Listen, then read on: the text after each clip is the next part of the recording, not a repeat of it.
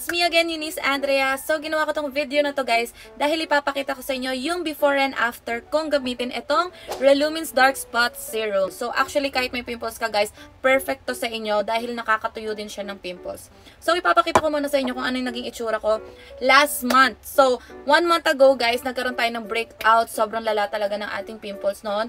And ito yung picture na yon. Diba, kadiri?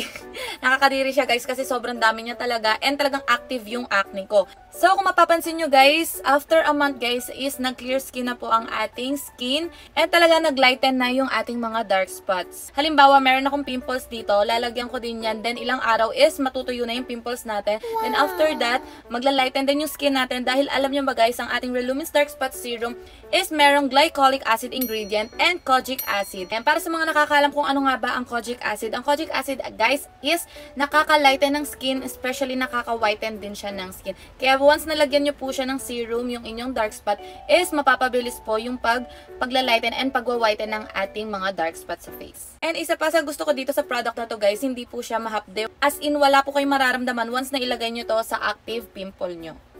Relumins Advanced White On-The-Go Dark Spot Treatment Serum clarifies and brightens skin tone and texture, supports smoother, healthier looking skin,